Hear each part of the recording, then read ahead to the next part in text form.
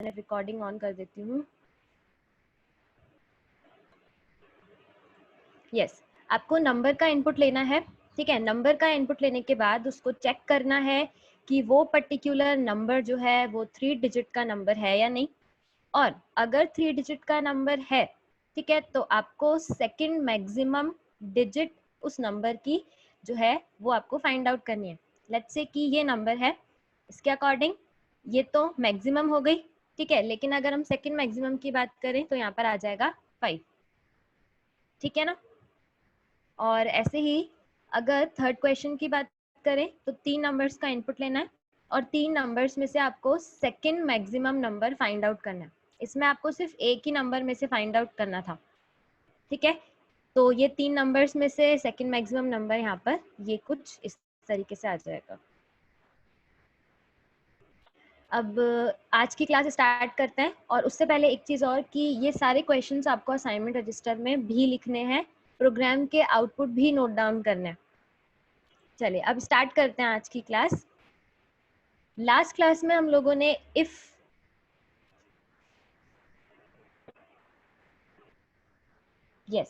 तो सबसे पहले अगर हम बात करें आज का जो टॉपिक है इफ स्टेटमेंट, हम सिंपल इफ एक्सप्रेशन ऑलरेडी देख चुके थे, ठीक है। यहाँ नया क्या है, यहाँ पर हमारे पास में जो नया कंसेप्ट है वो ये है कि अगर हम यूजर से, लेट्स से कि एक प्रोग्राम मैंने बनाया है, ठीक है, इस प्रोग्राम में मैंने यूजर से एक नंबर का इनपुट लिया है, ठीक है। अब अभी तक हमने कंडीशन को चेक करने के लिए डबल इक्वल टू ऑपरेटर लगाया था, ठीक है, जिसको कि हम क्या करते हैं, चेक मतलब कंडीशन में चेक करने के लिए यूज में लेकर आते हैं। लेकिन instead of double equals to अगर हम यहाँ पे सिंगल इक्वल पुट करें तो यहाँ पहली बात तो कोई एरर नहीं है, ठीक है। अब एरर नहीं है तो क्या होगा ये समझते हैं। तो लेट्स से कि यूजर ने यहाँ पर 56 जो वैल्यू है उसका इनपुट दिया, ठीक है। यूजर ने क्या इनपुट दिया, 56। अब अगर मैं बात करूं 56, तो देखें ए की वैल्यू तो किससे इनिशियलाइज हो जाएगी, 56 से, ठीक है। तो अब अगर हम यहाँ पर बात करें इस स्टेटमेंट की, तो यहाँ पर कंडीशन चेक जो अगर इफ स्टेटमेंट है, ठीक है, उसमें ए इक्वल टू 20 है, यानी कि हमने यूजर से कुछ भी वैल्यू का इनपुट लिया हो या कुछ भी वैल्यू असाइन की हो, ठीक है, एट द एंड ए में क्या वैल्यू असाइन हो जाएगी, 20, ठीक है। अब जैसे ही यहाँ पर 20 वैल्यू असाइन हो जाएगी तो ये जो आपका इफ एक्सप्रेशन है, ठीक है, ये कुछ किस तरीके से चेंज हो जाएगा, ये कुछ इस तरीके से, ठीक है। ए की वैल्यू 20 हो गई, इंटरनली जब 20 वैल्यू हो जाएगी तो 20 अपने आप में एक पॉजिटिव नंबर है, यानी कि पॉजिटिव नंबर है, इसलिए यहाँ पर मैसेज क्या आ जाएगा, ए इज इक्वल टू 20, ठीक है। इसके अलावा अगर आप यहाँ पे कोई भी इनपुट देंगे तो हर केस में यहाँ पर यही रिजल्ट डिस्प्ले होगा, एक्सेप्ट वन कंडीशन।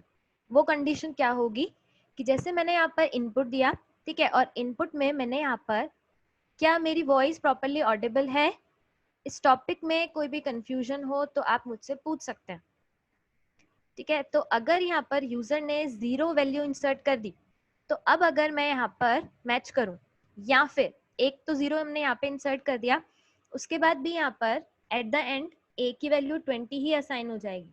लेकिन अब लेट्स से कि मैंने यहाँ पे इनपुट दिया अगेन 56, और अब अगर मैंने यहाँ पर 20 की जगह वैल्यू असाइन कर दी कितनी, 0, तो 0 के केस में अगर मैं बात करूं तो 0 मतलब फॉल्स, तो ये ही एक केस होगा जब मैंने a इक्वल टू 0 असाइन कर दिया, तो उस केस में जो एल्स कंडीशन है वो एग्जीक्यूट होगी, ठीक है। इसके अलावा सारे केसेस में यहाँ पर अगर मैंने 20 लिखा है तो सारे केसेस में क्या होगा, ये इफ कंडीशन ही एग्जीक्यूट होगी, ठीक है।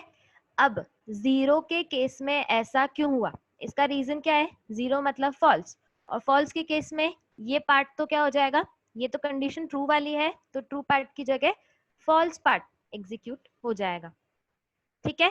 तो यहाँ पर सिर्फ ये समझने वाला कंसेप्ट था, यहाँ पर इस एक्सप्रेशन में कोई भी एरर नहीं शो होगी, अब अगर किसी को कोई भी कंफ्यूजन है तो you can ask the question.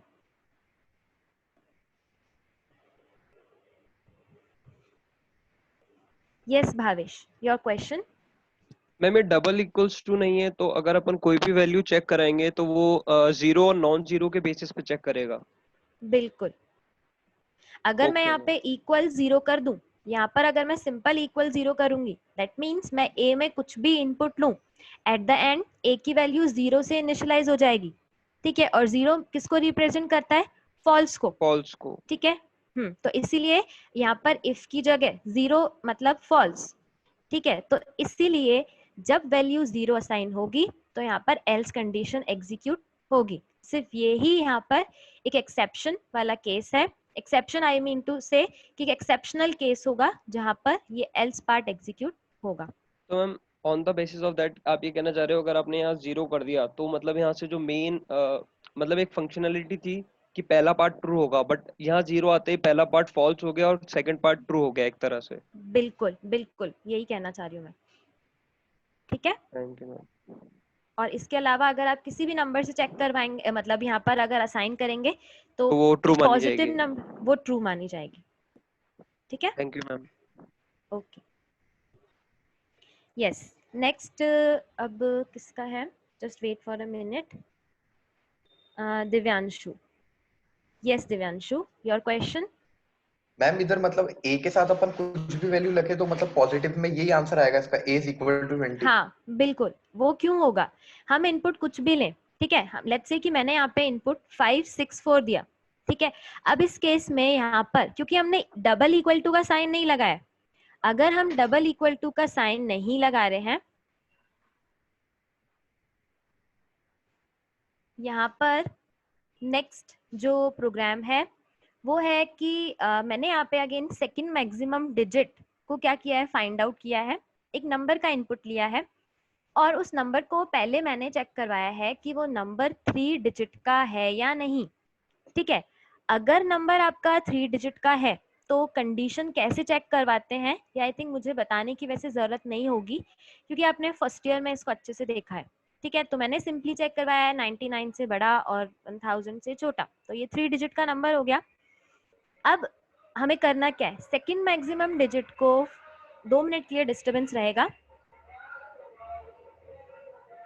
Yes, अगर हम बात करें 3 डिजिट के नंबर की तो सिंपल ये कंडीशन अगर ट्रू होगी तो ही हम क्या करेंगे, उस पर्टिकुलर नंबर की हर डिजिट को सेपरेट करेंगे। अब क्यों कर रहे हैं? ठीक है, यहाँ पर हम एग्जैक्टली वेट, यहाँ पर हम मैक्सिमम ही फाइंड आउट कर रहे हैं। यहाँ पर हम मैक्सिमम जो फाइंड आउट कर रहे हैं उस केस में हमने सबसे पहले नंबर की तीनों डिजिट्स को अलग अलग किया है और तीनों डिजिट्स को अलग अलग करने के बाद हम चेक करवाएंगे कि कौन सा नंबर, कौन सी डिजिट मैक्सिमम है। ठीक है, अब ये क्वेश्चन आप लोग एक बार ट्राई करना क्योंकि मैक्सिमम फाइंड आउट करना हमने सिंपल एक नंबर्स के एक नंबर के साथ में, मतलब तीन जो अलग अलग नंबर्स हैं उनके साथ में देखा था। ठीक है, और आप लोगों ने ट्राई भी किया था उसको। ये इस क्वेश्चन में आपको सिंपल क्या करना है, एक नंबर का इनपुट लेके उसकी डिजिट्स में से मैक्सिमम फाइंड करना है। ठीक है, कुछ नया नहीं है, अगेन डिजिट फाइंड करने का वही सेम कंसेप्ट है, तो इसको एक बार आप ट्राई करना। कुछ कंफ्यूजन रह जाएगी तो we will discuss the same. अभी मैं इस टॉपिक को यहीं ओवर कर, इस क्वेश्चन को यहाँ पर ओवर कर रही हूँ। नेक्स्ट है प्रोग्रामिंग कंस्ट्रक्ट। ठीक है, मैंने आपको बताया था कि प्रोग्राम जो हम लिखते हैं उसमें क्या तरीका फॉलो कर रहे हैं। हम प्रोग्राम में कोई कंडीशन यूज कर रहे हैं या फिर बिना किसी कंडीशन या बिना किसी लूप के प्रोग्राम को एग्जीक्यूट कर राइट कर रहे हैं। ठीक है, या फिर हम कोई लूप यूज कर रहे हैं, तो अकॉर्डिंग टू दीज कंडीशंस या दीज बेसिस, ठीक है, यहाँ पर हम तीन प्रोग्रामिंग कंस्ट्रक्ट को समझ सकते हैं। सबसे पहला होता है सीक्वेंस, जहां पर कोई भी कंडीशन या लूप नहीं होगा। ठीक है, नेक्स्ट होगा हमारे पास में selection. Selection we have already discuss, जिसमें हमने इफ स्टेटमेंट देखा था, इफ एल्स देखा था। ठीक है, इफ एल्स स्टेटमेंट देखा था। और अभी ये जो क्वेश्चन नंबर आपका 35 है, ठीक है, इसमें आपको इफ की नेस्टिंग भी देखने के लिए मिलेगी कि अगर हम इफ के अंदर इफ पुट करते हैं तो उसको हम क्या कह सकते हैं, इफ की नेस्टिंग। ठीक है, तो मैंने ये प्रोग्राम यहाँ पर बनाया है, मैं आप लोगों को एक बार सेंड कर दूंगी, आप इसको समझने की कोशिश करना और नेक्स्ट क्लास में हम इसको एक बार डिस्कस कर लेंगे। वापस आते हैं इधर सिलेक्शन टॉपिक पे। तो सिलेक्शन टॉपिक में ये सारे सिलेक्शन प्रोग्रामिंग कंस्ट्रक्ट में ये सारे कंसेप्ट आते हैं, इसमें कि अभी हमने देखा इफ एल्स के अलावा नेस्टेड इफ और लास्ट होता है हमारे पास में स्विच केस। ठीक है, अब हम प्रोग्राम को किसी भी अपने जो हमारा बेसिकली लॉजिक है उसके अकॉर्डिंग किसी भी तरीके से डिजाइन कर सकते हैं। ठीक है, इसके अलावा हम लूप भी यूज कर सकते हैं अपने प्रोग्राम में। और लूप एग्जैक्टली क्या होता है, लूप का मतलब क्या है कि अगर हमें किसी एक टास्क को रिपीटेटिवली करना है, यानी कि बार बार परफॉर्म करना है, ठीक है, तो we can use looping statement. 3 यहाँ पर लूपिंग स्टेटमेंट होते हैं, या 3 लूप्स जो हम सी में भी पढ़ के आए हैं। ठीक है, वो बेसिकली 3 यहाँ पर लूप है। ठीक है, इन तीनों लूप्स की हम नेस्टिंग भी कर सकते हैं। नेस्टिंग का मतलब हम वाइल के अंदर फॉर लूप को यूज कर सकते हैं, फॉर के अंदर वाइल को लूप को यूज कर सकते हैं, और फॉर के अंदर फॉर को भी यूज कर सकते हैं। ये डिपेंड करेगा कि हमारा लॉजिक हमें क्या इम्प्लीमेंट करना है। इसके अलावा हमारे पास में कुछ लूप को कंट्रोल करने के स्टेटमेंट्स भी होते हैं। ठीक है, हालांकि गोटू को हम जंपिंग स्टेटमेंट में रखते हैं। ठीक है, इसके अलावा लूप कंट्रोल स्टेटमेंट हमारे पास में 2 होते हैं, तो अभी मैं गोटू को यहाँ से हटा देती हूँ, एक काम करती हूँ। ठीक है, इसके अलावा मेन जो हमारे पास में कंसेप्ट है लूप को कंट्रोल करने वाले, वो होता है हमारे पास में एक तो ब्रेक और कंटिन्यू। तो ब्रेक हमने सिंपल स्विच के साथ तो देखा ही था, अब लूप के साथ में कैसे काम करेगा इसको हम अभी डिस्कस करते हैं। अब आगे कंटिन्यू कर रहे हैं हम। आज का जो हमारा टॉपिक है वो है आइटरेशन, या जिसको कि हम कहेंगे रिपीटेशन स्टेटमेंट्स। ठीक है, रिपीटेशन प्रोग्रामिंग कंस्ट्रक्ट। ठीक है, तो लूप जो टॉपिक है वो आज हमारे स्टार्ट होते हैं। और लूप को भी हम 2 अलग अलग कैटेगरीज में डिवाइड कर सकते हैं। First category is pre tested loop और second category is post tested loop.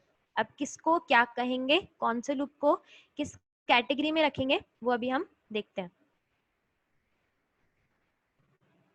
और 3 तो लूप अभी हमने देखे ही थे। इसके अलावा लूप को हम, ये जो हमने प्री टेस्टेड और पोस्ट टेस्टेड 2 अभी टर्म्स देखी, इसके अलावा हमारे पास में 2 टर्म्स और भी होती हैं जिसको कि हम बोल सकते हैं एंट्री कंट्रोल लूप, और एक होता है हमारे पास में एग्जिट कंट्रोल लूप। ये टर्म्स मैं आपको इसीलिए बता रही हूँ क्योंकि थ्योरी एग्जाम में कभी इन पर डायरेक्ट क्वेश्चन भी आ जाता है। ठीक है, तो आपको टर्म्स अगर सुनी हुई होंगी तो आप इजीली आंसर लिख पाएंगे। एग्जिट कंट्रोल में हम डू वाइल को पुट करते हैं। क्यों पुट करते हैं इसका रीजन जब मैं डू वाइल समझाऊंगी तब एक्सप्लेन करूंगी। और एंट्री कंट्रोल के केस में हम फॉर और वाइल लूप को यहाँ पर पुट करते हैं। क्यों पुट करते हैं अभी एग्जाम्पल के थ्रू देखते हैं। तो आज का जो टॉपिक है हमारा वो है वाइल लूप। वाइल लूप को स्टार्ट करते हैं। बेसिकली अगर हम वाइल लूप की बात करें तो वाइल लूप का सिंपल या हर एक लूप का सिंपल सिंटेक्स क्या होता है कि सबसे पहले हमें एक उस पर्टिकुलर लूप को चलाने के लिए एक लूप काउंटर वेरिएबल की जरूरत पड़ती है। लूप काउंटर वेरिएबल जो कि लूप को आगे प्रोसीड करेगा। ठीक है, तो हर एक लूप के 3 पार्ट्स होते हैं जिसमें से सबसे पहला पार्ट हमारे पास में क्या होता है, इनिशियलाइजेशन। ठीक है,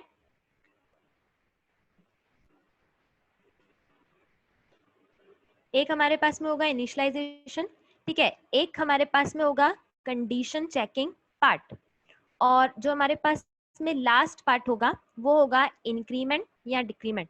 ठीक है, और इंक्रीमेंट या डिक्रीमेंट हम किस में करेंगे, जो कि हमारा लूप काउंटर या लूप कंट्रोल वेरिएबल है। According to this example I is loop counter variable and loop control variable. ठीक है, अब यहाँ तक किसी को कोई कंफ्यूजन है तो आप पूछ सकते हैं।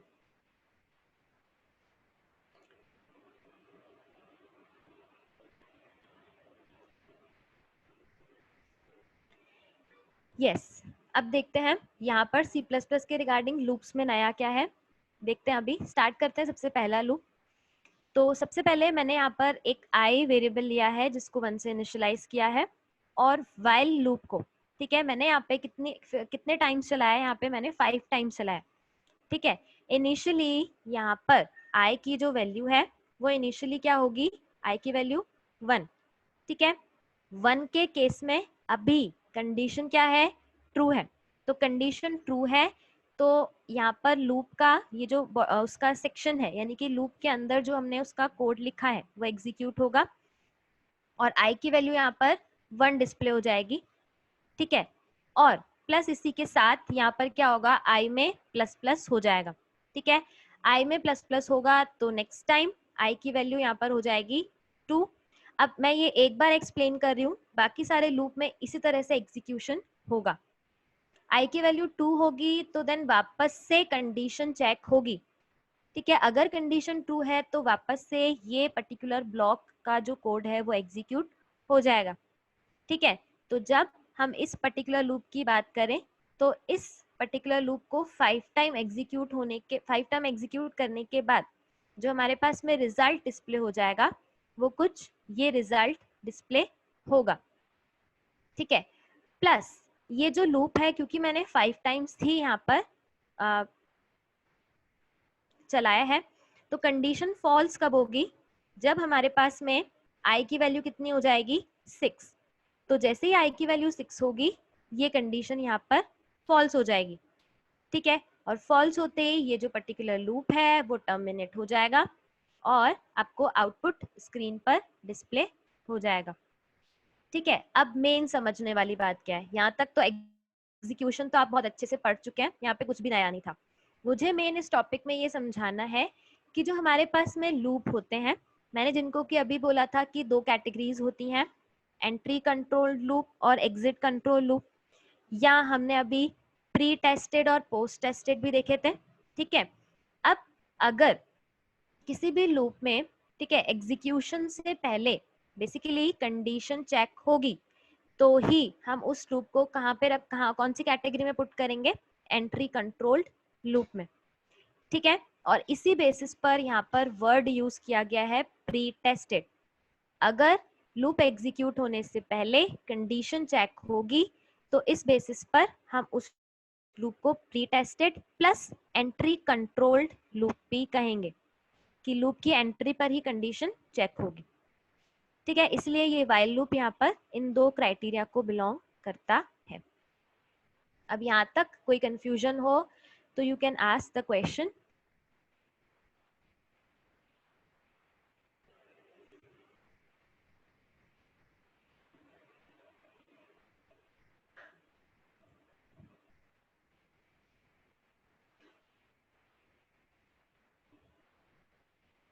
ओके, आगे प्रोसीड करते हैं। नेक्स्ट है हमारे पास में फॉर लूप। अब फॉर लूप के केस में जैसे कि हमने देखा था कि सबसे पहले यहाँ पर सिंपली हमारे पास में इनिशियलाइजेशन पार्ट होगा, ठीक है। वाइल लूप के केस में हमें पहले इनिशियलाइज करना पड़ता है, और फॉर लूप के केस में हम लूप के यहाँ पर जो लूप हमने लिखा है उसी के सिंटेक्स में हम इनिशियलाइज कर सकते हैं, ठीक है। और यहाँ पर नेक्स्ट उसका कंडीशन चेकिंग पार्ट होगा और लास्ट में उसका इंक्रीमेंट या डिक्रीमेंट पार्ट होगा, ठीक है। अब एग्जीक्यूशन का जो तरीका हमने वाइल लूप में देखा वो ही एज इट इज सेम है, कुछ भी चेंज नहीं है। एक बार समझ लेते हैं कि किस तरीके से ये एग्जीक्यूट होगा। सबसे पहले यहाँ पर इस प्रोग्राम के एग्जीक्यूशन की बात करें तो यूजर से एक नंबर का इनपुट लिया जाएगा। लेट्स से कि यूजर ने यहाँ पर इनपुट दिया एग्जाम्पल के तौर पर 30, ठीक है। तो हम इस प्रोग्राम में क्या करने वाले हैं, जो भी नंबर का इनपुट दिया गया है उसको 5 टाइम्स डिस्प्ले करवा रहे हैं। कैसे डिस्प्ले करवा रहे हैं, मेन प्रोग्राम में समझने का जो कंसेप्ट है वो है कि लूप कैसे एग्जीक्यूट होगा। अगर फॉर लूप की बात करें तो इनिशियलाइज सबसे पहले एक बार ही होगा, ये पार्ट हमेशा एक बार ही एग्जीक्यूट होता है, ठीक है। देन उसके बाद वापस से कंडीशन जो है हमारी चेक होगी। अगेन फॉर लूप भी आपके पास में प्री टेस्टेड लूप की कैटेगरी को बिलोंग करता है, plus entry control loop category को बिलोंग करेगा, तो अभी इस केस में यहाँ पर i की वैल्यू 1 असाइन होने के बाद कंडीशन जो है वो क्या है कि जो 1 है वो 5 से छोटा होता है। ये कंडीशन ट्रू है तो ये पर्टिकुलर स्टेटमेंट एग्जीक्यूट हो जाएगा, ठीक है, और 30 वैल्यू डिस्प्ले हो जाएगी। अब ये कितनी बार चलेगा लूप? 5 टाइम्स चलेगा। एक बार लूप एग्जीक्यूट होने के बाद, ठीक है, वापस से नेक्स्ट ये स्टेटमेंट तो दोबारा से कभी एग्जीक्यूट नहीं होगा। अब जो लूप का कंट्रोल है वो कहाँ पर आ जाएगा? इंक्रीमेंट सेक्शन पे। यानी कि अब नेक्स्ट आइटरेशन के लिए सेकंड जो हमारा आइटरेशन है उसके लिए यहाँ पर क्या होगा? i की वैल्यू 2 असाइन होने के बाद यहाँ पर चेक होगा क्या 2 जो है वो 5 से कम होता है या नहीं, ठीक है। इसी बेसिस पर ये फॉर लूप काम करता है और एट द एंड हमें 5 बार ये 30 जो वैल्यू है वो स्क्रीन पर डिस्प्ले हो जाएगी। तो ये है फॉर लूप का एग्जीक्यूशन। यहाँ तक कोई कंफ्यूजन है तो आप पूछ सकते हैं।